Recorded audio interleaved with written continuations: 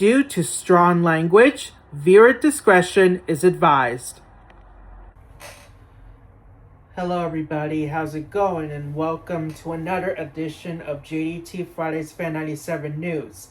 My name is JDT Fridays Fan 97, and before we get started, I wanted to remind you that you please like, subscribe, comment, and hit subscribe, and hit that notification bell. Join my Facebook group and follow me on social media. So yeah, enjoy. Thanks for supporting me and enjoy the video. Alright guys, I'm here on ESPNpressroom.com and according to this, the Pittsburgh presents the picks. That ESPN, ABC, and the NFL Network showcase the 2026 NFL Draft in Pittsburgh. That will be in Pittsburgh. That'll be available across multiple platforms from April 23rd to April 25th. An editor's note is that ESPN, NFL Network, and ABC combined to present the NFL's Marquette off-season event, which and it also featured on record 9 platforms, including Disney Plus and Hulu, to present the NFL Draft 5 distinct telecasts on night 1. Mel Gibson, Booger McFarland, Louis Riddick, and Adam Schefter, the staff and the crew here at ESPN, ABC, and the NFL Network are among many the voices of the NFL Draft presentation. And the host and the NFL Draft Pittsburgh 2026 will be hosted by Mike Greenberg, Reese Davis, Rich Ellison. The Pat McPhee show Draft Spectacular returns to the first round. Coach Bill Kohler to join, and Laura Rutledge to interview every prospect in attendance from the NFL Draft stage. NFL Live College Game Day, built by Home Depot, the Pat McPhee Show, SportsCenter, and NFL Draft Kickoff highlight 50 hours of cross-platform programming from Pittsburgh. ESPN and the Walt Disney Company will present the entire 2026 NFL Draft with coverage across ESPN, ABC, NFL Network, the ESPN app, ESPN Radio, ESPN Deportes, and ESPN social media platforms Thursday, April 23rd through Saturday, April 25th in Pittsburgh, Pennsylvania. New this year, Disney Plus and Hulu will also stream the ESPN, ABC, and ESPN Deportes trio of NFL Draft presentations throughout the event, setting a record for the most platforms carrying the NFL Draft across all 3 days. Fans can access 14 hours of coverage capturing all 257 picks across multiple distinct telecasts, including 5 offerings on night 1. Comprehensive coverage of every selection will extend across ESPN and NFL Network, including on-site studio programming and expanded editions of NFL Live, College Game Day built by Home Depot, the Pat McPhee Show, and SportsCenter, alongside NFL Network's Good Morning Football, NFL Draft Kickoff, and NFL Game Day Final. Coverage will also include live hits on Get Up, First Take, and ABC's Good Morning America throughout all 3 days of the NFL Draft.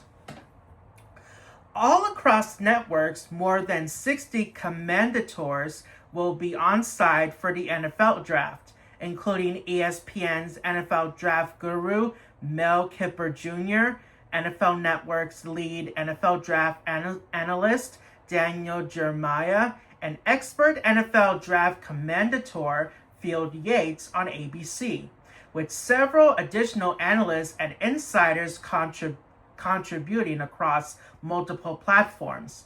On ESPN, Mike Greenberg returns to host his sixth NFL draft, while Reese Davis will lead ABC's presentation for the eighth time.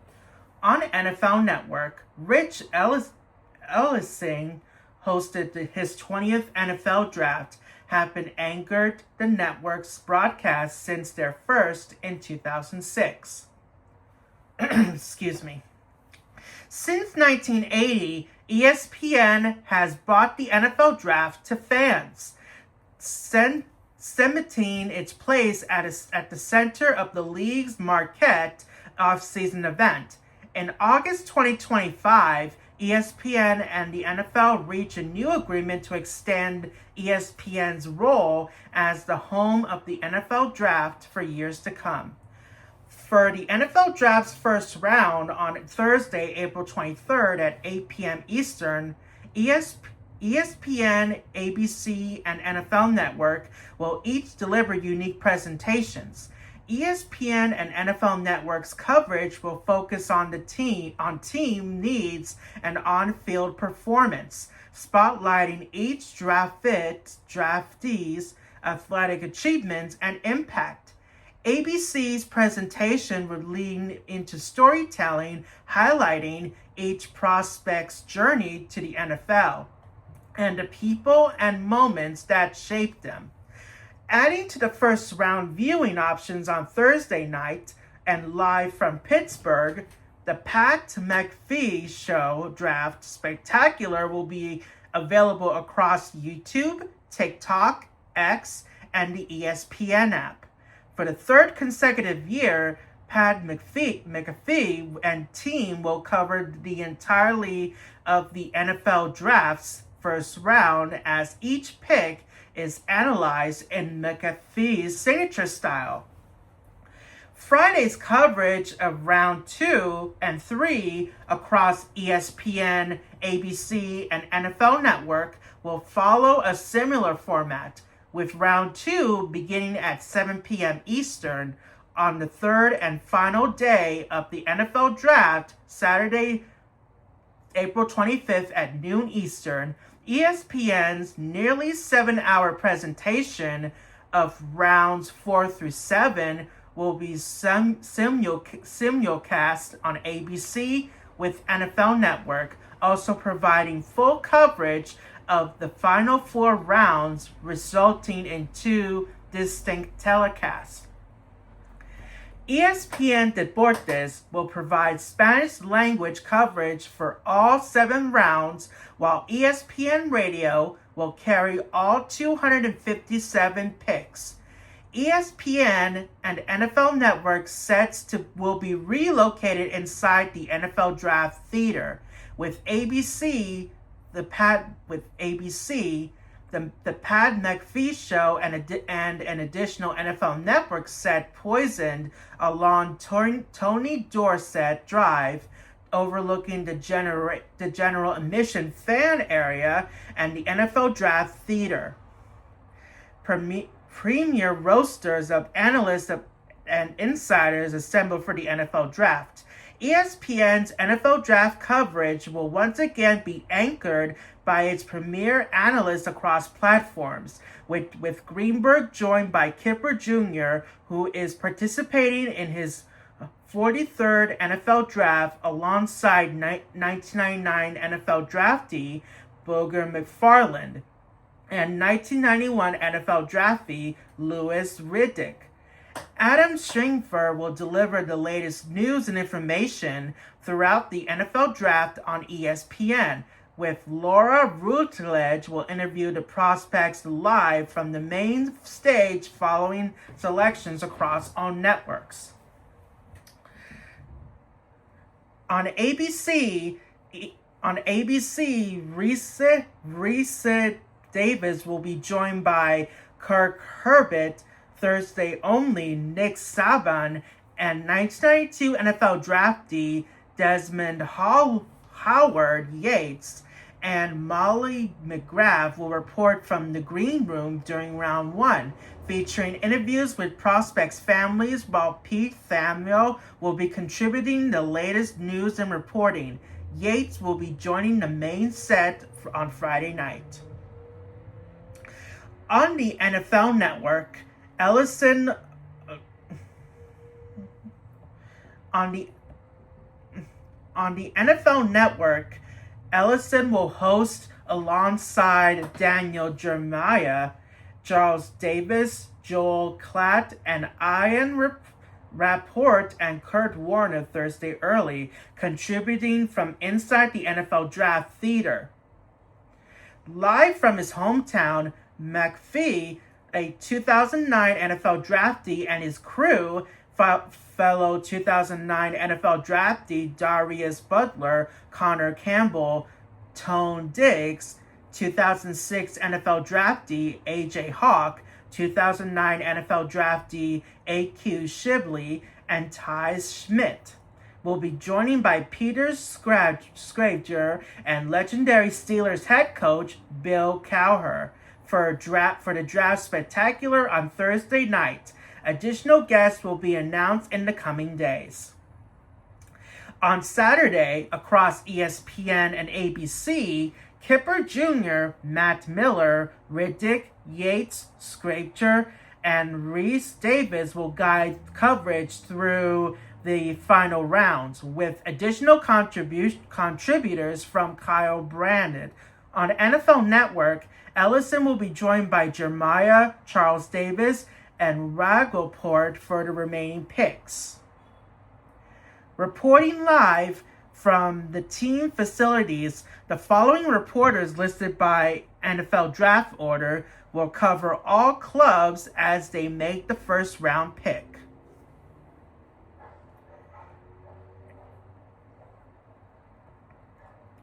In Miami, Florida, college football reporter Taylor McGregor will be stationed at the home of presumptive number 1 overall pick Fernando Mendoza, interviewing the quarterback following his selection across ESPN, ABC, and NFL Network.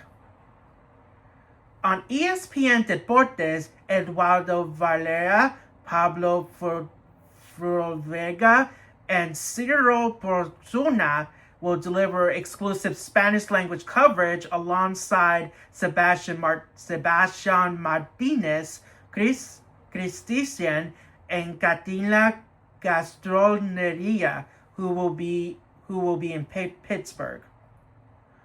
Over the airwaves, Chris Carlin will be joined by 2004 NFL draftee Max Starks, Mike Tannersbaum, Ian Fitzmoses, and Jordan Reed, stationed inside the media center. A number of on-site draftees will complete live interviews with the crew moments after being selected. ESPN NFL Network studio shows will deliver around-the-clock coverage from Pittsburgh. The NFL Draft will be surrounded by ESPN and NFL Network's signature studio programming being on-site Wednesday through Friday, with some continuing throughout the weekend.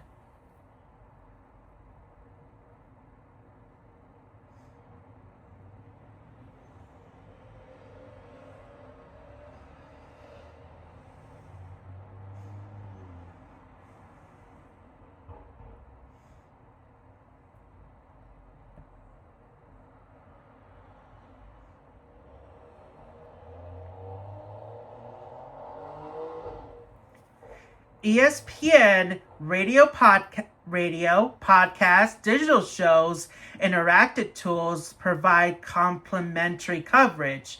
Throughout NFL Draft Week, ESPN digital shows and podcasts available on YouTube, Facebook, and the ESPN app, and ESPN Radio's Unsportsmanlike and the Rich Easton Show will be on site in Pittsburgh and covering a whole array of topics and angles surrounding the event. All right, guys, sorry about that. I just cut myself off over here. So, as I was saying that there with the ESPN radio podcasts and digital shows and interactive tools, that they'll be throughout this NFL draft week on the YouTube, Facebook, and ESPN app and and X. So yeah. There's now, where were we? Oh yeah. There's that, and there's the more of ESPN's interactive NFL draft tools they can find on DraftCast and Draft Day Predictor and Simulator. And every selection of the NFL draft will also be available through the NFL app and NFL.com/watch for subscribers of participating NFL providers, in addition to NFL Plus. NFL Draft Center with Mike Yam, Bucky Books, and Lance Zierlein will stream on the NFL channel on Fast free ad-supported streaming channel. Excuse me. Run, Rick, Run to air on the final day of the NFL draft. Run, Rick, Run will air during NFL's network's coverage of rounds 4 through 7 on Saturday. Excuse me, guys. Following Eisen's iconic 40-yard dash, marking a milestone moment in a long-standing partnership that helped raise more than $7 million to support families facing childhood cancer and other life-threatening diseases. NFL legends and current players, including Alex Singleton of the Broncos, the Calvin Austin of the Giants, Joey Sly of the Titans, Andrew Fiorgi, the retired LB, Saints and Titans, and Marcus Bell, retired and the Cardinals, Lions, and Giants. Nightly NFL draft recaps available on ESPN.com. Recaps of all 3 days of the NFL draft will be published each night on ESPN.com. Upon the conclusion of the entire NFL draft on Saturday, Kiper Jr. will give each team a post-draft grade and explanation, while Miller and Reed will pick steals, surprises, and more. And finally today, and on Variety.com, the excuse me, the $500 million exit, which David Zaslav is leaving Warner Brothers, a rich man, but he'd love to stay around even longer. Has David Zaslav saved Warner Brothers, or is he about to bury it? That's the crux of an angry debate in Hollywood as Paramount Skydance moves closer to acquiring Warner Brothers Discovery, the parent company of Warner Brothers, HBO and HBO Max, CNN, TNT, HGTV, and more. Excuse me. Sorry, guys. The $110 billion deal reached in February has sparked organized opposition efforts from Hollywood's creative community and investigations by key regulators in California and other states.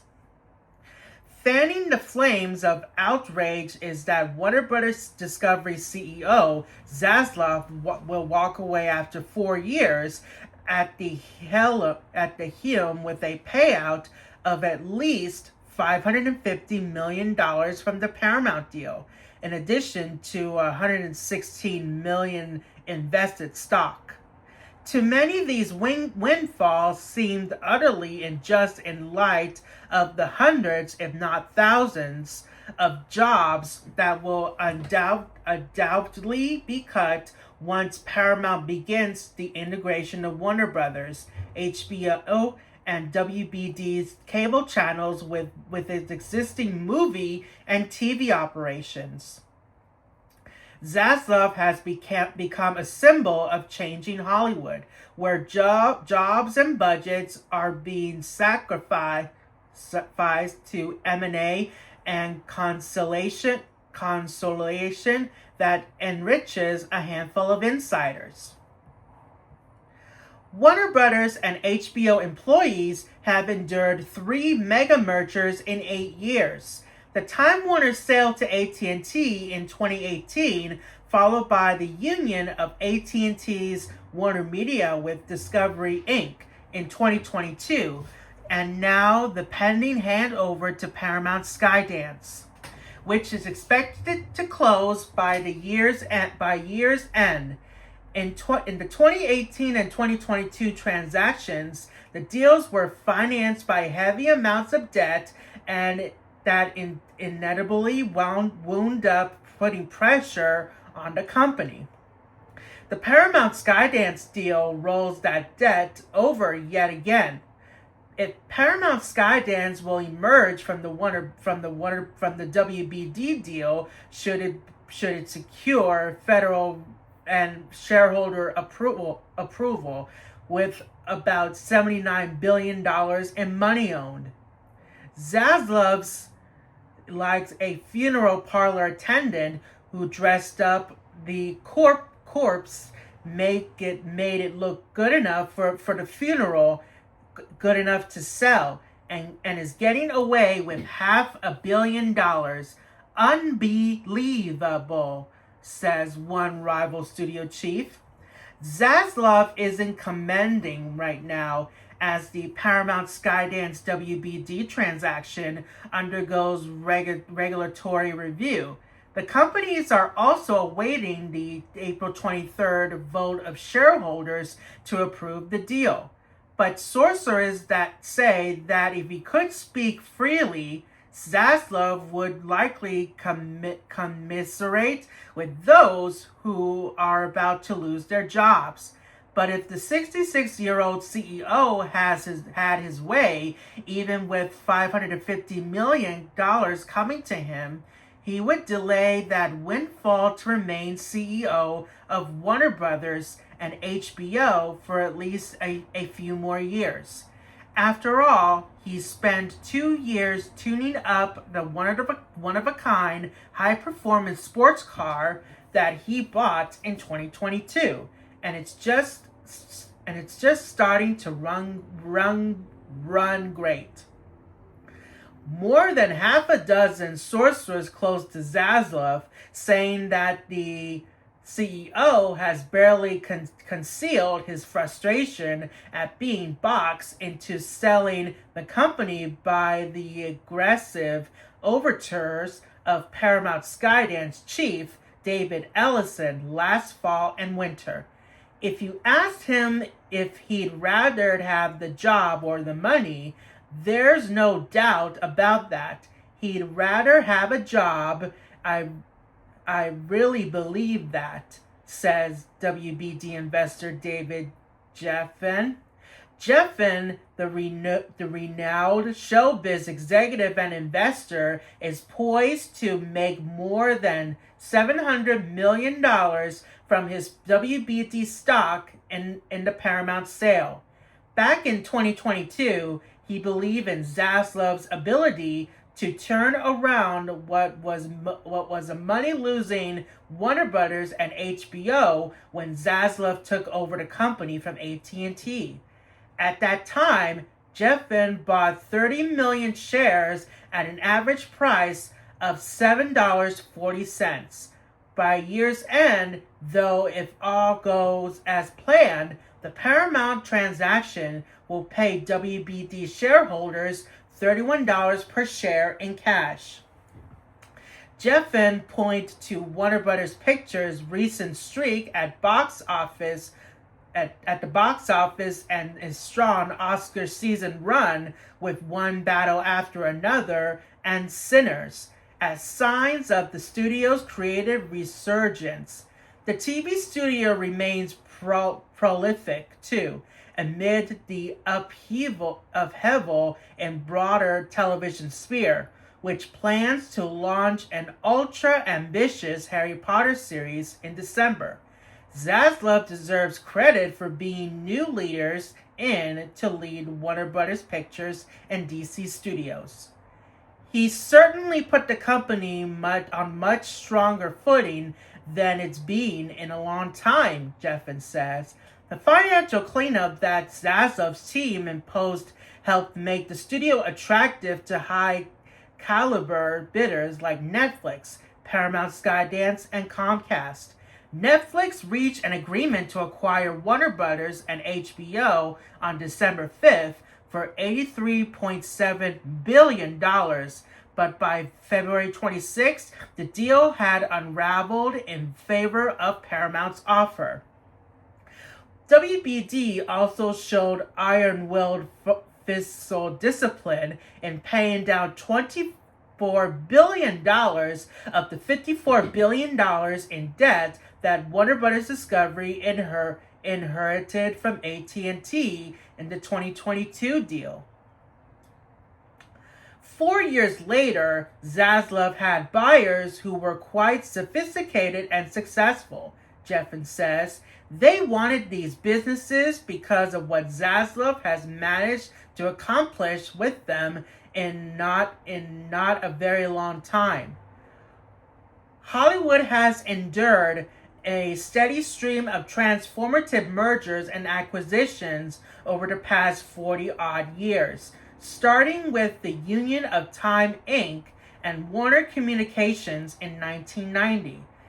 That deal created Time Warner, the world's largest media company at the time, and it set off a frenzy of consolidation in the entertainment sector that continues to this day.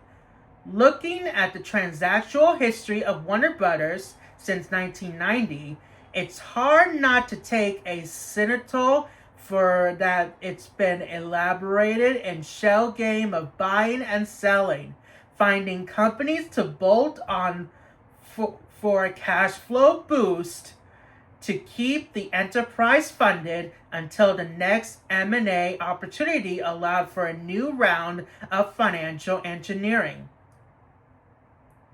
The sale of Warner Brothers and HBO disconcerting of the industry for all that it portends for the future of traditional top-shelf film and TV production and distribution.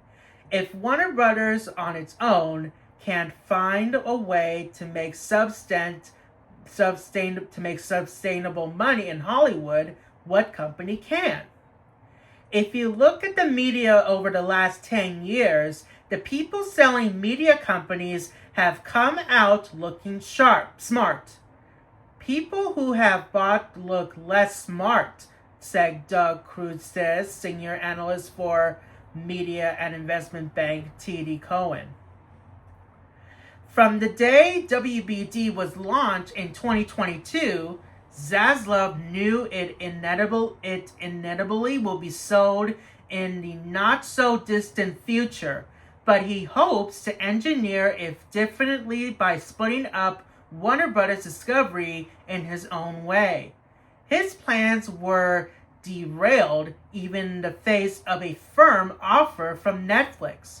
By Ellison's determination to buy the company and the rules that govern the sale of publicly traded companies like WBD. We said no to them every possible way we could. A source close to Zaslav says overturns from both Ellison and his tech mogul father, Larry Ellison, in late 2025 and early 2026. Zaslav and the WBD board has sketched out a vision for operating the company as a standalone entity. WBD has set in motion a plan to spin off its linear cable division, home to CNN, TNT, TBS, Discovery Channel, HGTV, Food Network, and Investigation Discovery from the Warner Brothers Studio, HBO, and the HBO Max streaming platform. WBD was followed the lead of NBC Universal in setting up a spin-off to separate studio and streaming assets from the linear cable assets that have become an albatross for the company in a future defined by streaming. In January, NBCU parent Comcast completed the spin-off of cable networks including USA Network, CNBC, MS Now, Sci-Fi, and E! Entertainment into a separate trade company dubbed Versant Media. Warner Brothers planned to do the same thing with its cable channels. So in June of last year, the board set up a revised employment contract with Zaslav to lead the newly configured Warner Brothers and HBO.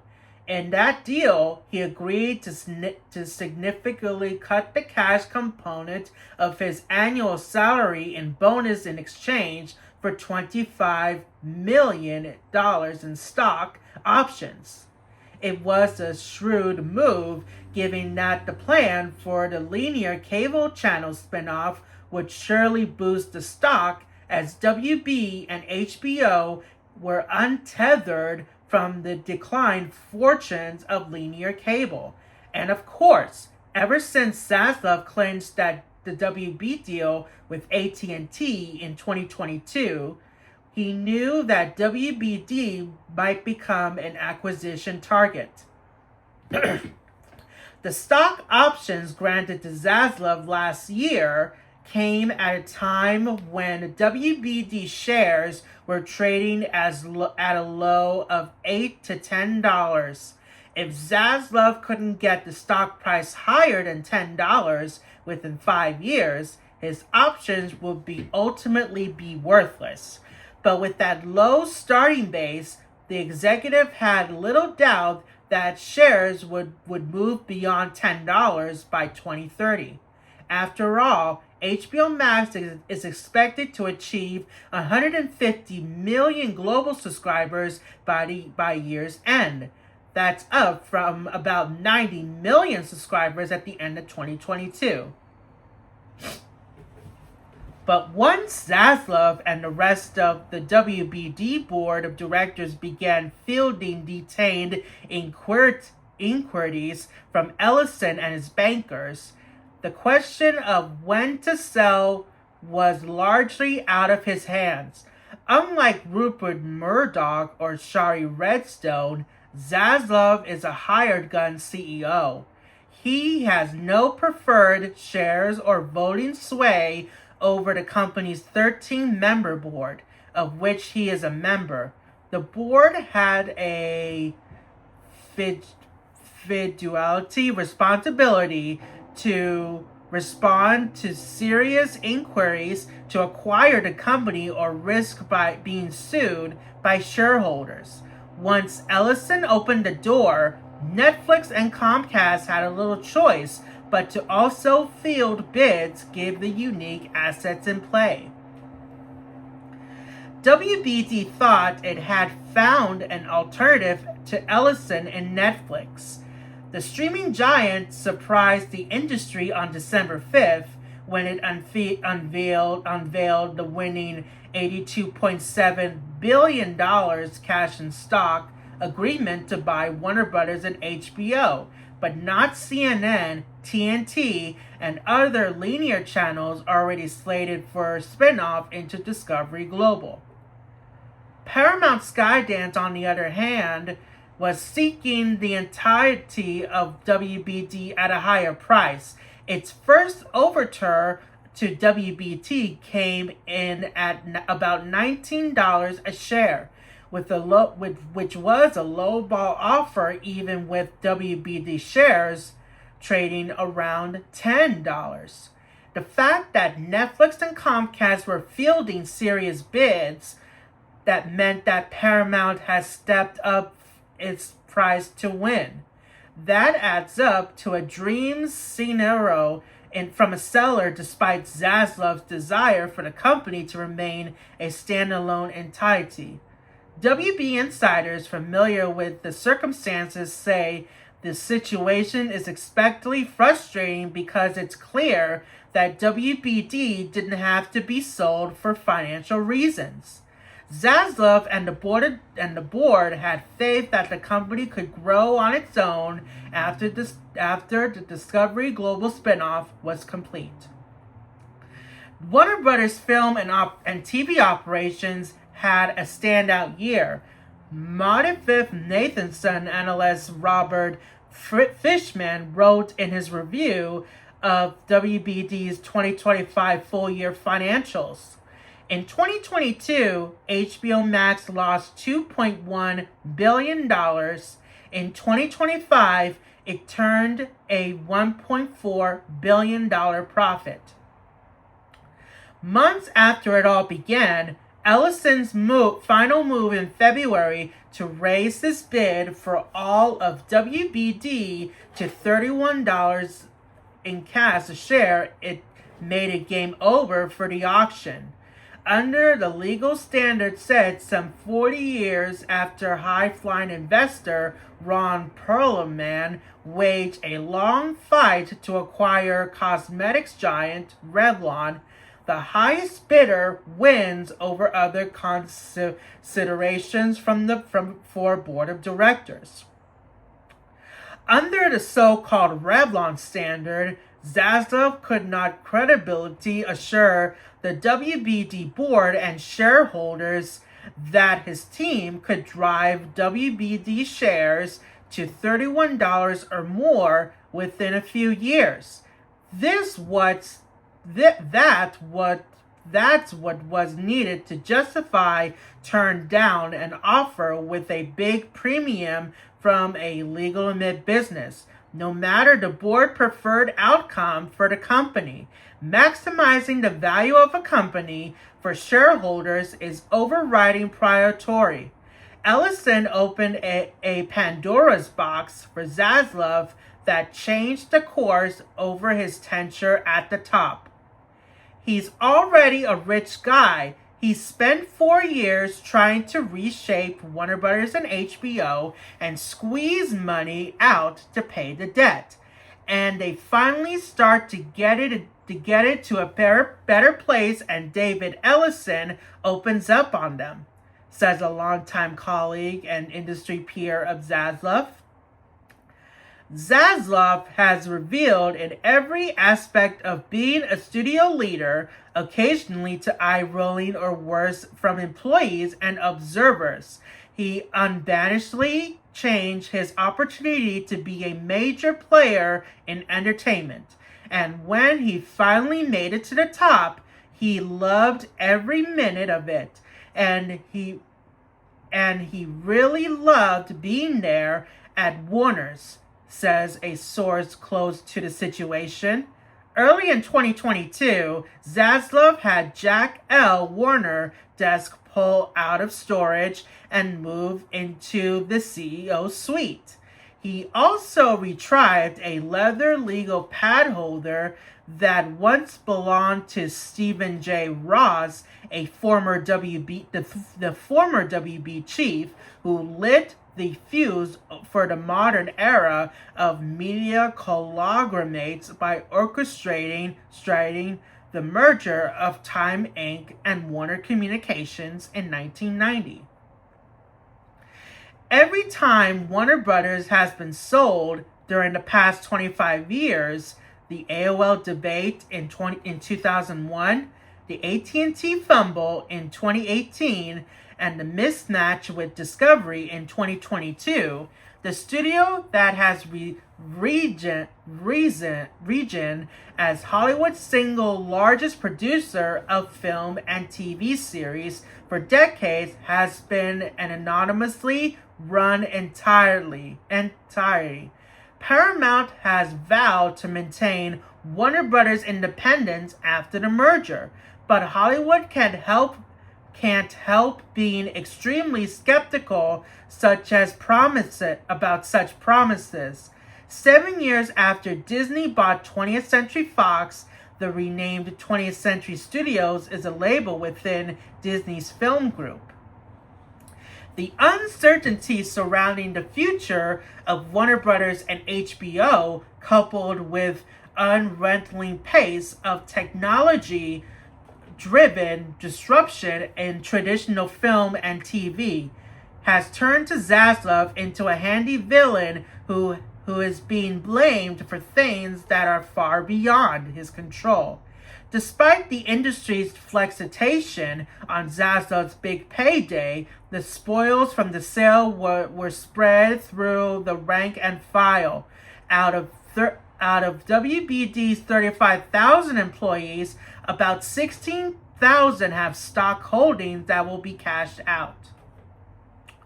In the view of Zaslav's champions like Jeffin, his legacy at Warner's should be judged by the fact that the company's key assets have been greatly improved over the past 4 years. HBO has no shortage of heat. Warner Brothers TV is preparing to launch a 10-year run of Harry Potter TV series in December. Warner Brothers Pictures had a hot streak at the box office that was capped in March when one... Anyways, guys, I hope you enjoyed this edition of JDT Fridays Fan97 News. And as always, please don't forget to like, comment, subscribe, and hit that notification bell. Join my Facebook group and follow me on social media. So yeah, thanks for watching. Until the next video, this is JDT Fridays Fan97 saying, this is your JDT Fridays Fan97 News. Kisses and bombshells to you. Mwah.